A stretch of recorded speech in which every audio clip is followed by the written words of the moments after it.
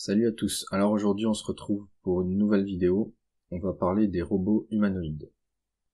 S'il est une constante propre à l'espèce humaine, c'est celle de vouloir se projeter dans le temps et dans l'espace.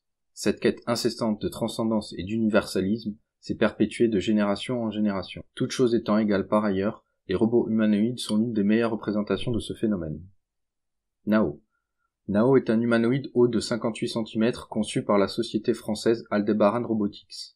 La société, dont l'acronyme s'inspire de la constellation du taureau d'Aldébaran, a vu le jour en juillet 2005 sous la direction de Bruno Maisonnier. Mais ce n'est qu'en 2008 que la version Academics de Nao va asseoir la renommée d'Aldebaran Robotics. Cette version a été développée à l'intention des enseignants et des chercheurs pour leur permettre d'utiliser Nao au sein des laboratoires de recherche et des universités.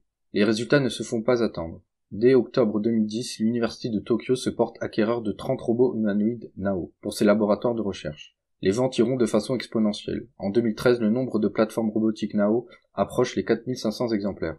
Aujourd'hui, 9000 Nao sont éparpillés à travers les établissements d'enseignement et les laboratoires de recherche du monde. Au-delà de son utilisation en tant que plateforme d'enseignement, Nao se montre également intéressant pour ses capacités d'interaction avec les enfants autistes ou les personnes touchées par la maladie d'Alzheimer. Programmé comme il se doit, il devrait, à terme, pouvoir servir de robot de compagnie ou de garde-malade.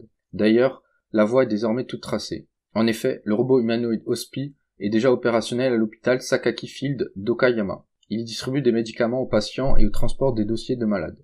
Asimo. La success story d'Asimo relève presque du hasard. En effet, Masato Hirose, son concepteur, n'avait jamais de près ou de loin touché à la robotique. N'eût été sa vénération pour Soichiro Honda, le père fondateur de Honda, il n'aurait jamais pensé aller de l'avant dans le projet de développement d'un robot aussi intelligent fut-il. En 1986, l'idée de base d'Hirose est de se focaliser sur un prototype de robot pouvant se mouvoir tout comme un humain. Au cours de cette même année, il arrive à produire un bipède autonome, mais ce modèle expérimental est loin de satisfaire l'ingénieur en chef de la marque, à savoir le précurseur d'Asimo. Au fil des ans, la mobilité d'Asimo s'accroît spectaculairement. Il peut monter et descendre des escaliers, courir, marcher à reculons et sautiller. Mais désormais le combat est ailleurs. Asimo doit devenir intelligent. Qu'à cela ne tienne, aujourd'hui ses doigts agiles et précis lui permettent de décapsuler délicatement une bouteille, il peut éviter les obstacles passés sur son chemin, reconnaître les visages et les voix des différentes personnes et servir du café à la manière d'un majordome. Il est alors permis de penser que dans un avenir pas très lointain, il pourra être d'une aide appréciable pour effectuer les tâches domestiques dans nos foyers. Mieux encore, il pourra assister les handicapés, tenir compagnie aux personnes âgées, officier en tant que personnel d'accueil dans les publics ou encore se substituer à l'homme pour des métiers dangereux comme celui de pompier. Géminoïde. Géminoïde est né de l'imagination féconde d'Ishiguro Hiroshi. Né le 23 octobre 1963, ce génial roboticien japonais, directeur du laboratoire de robotique intelligente à l'université d'Osaka, n'avait qu'une idée en tête. Réaliser un humanoïde ressemblant à s'y méprendre à un être humain. En effet, il avait déjà développé un grand nombre de robots, mais il s'est rendu compte qu'il leur manquait un petit quelque chose. L'apparence humaine. C'est ainsi qu'en juillet 2005, il réalise un androïde femelle à qui il donnera le nom de Replier Q1 Expo. Il ne s'arrêtera pas en si bon chemin. Il crée dans la foulée son propre jumeau, Géminoïde I1. C'est un robot télécommandé qui va créer le buzz. Lors de sa présentation, la ressemblance est si frappante que le public a du mal à faire la distinction entre l'original et la copie.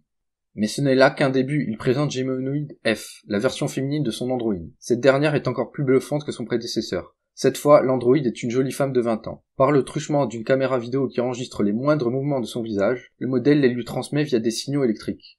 Grâce aux 12 servomoteurs incorporés dans son visage, composé de silicone, l'androïde pourra cligner des yeux, sourire et même répondre de façon pertinente aux questions de ses interlocuteurs.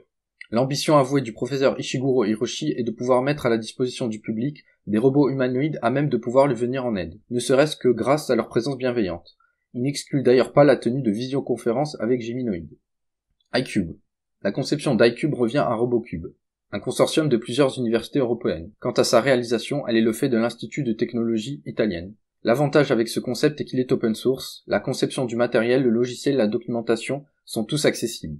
Le projet initial a été financé par la Commission européenne. La construction de ce robot humanoïde est le prolongement logique des recherches effectuées sur la cognition incarnée, suivant l'hypothèse que l'humanoïde peut jouer un rôle essentiel dans le développement de la cognition humaine. Il est en effet acquis que les compétences cognitives d'un bébé résultent d'une interaction avec l'environnement où il évolue, c'est-à-dire les humains. Par conséquent, la forme du corps humain constitue un paramètre essentiel de son développement cognitif. C'est dans le but de vérifier cette hypothèse que le projet a été conçu. C'est à dessein si ce petit humanoïde d'1m04 n'a été choisi pour cette expérience. C'est dans le but de vérifier cette hypothèse que le projet a été conçu. C'est à dessein si ce petit humanoïde d'1m04 a été choisi pour cette expérience. Il a la taille et le poids d'un petit enfant de 4 ans. Restait à savoir si, en suivant des exercices d'apprentissage cognitif, il pourrait interagir avec les hommes de la même manière qu'un enfant de 4 ans. Miracle, lors de sa présentation, ce petit humanoïde, doté de 57 degrés de mobilité, peut danser, sauter et communiquer avec son entourage. Mais, cerise sur le gâteau, grâce à des capteurs, son visage peut afficher des émotions et il réagit lorsqu'on le touche. Gageons que ce n'est jamais que le début d'une grande aventure. Voilà, c'est la fin de cette vidéo, j'espère que vous l'avez appréciée autant que moi. Surtout, n'oubliez pas de liker, commenter et partager cette vidéo. À la prochaine.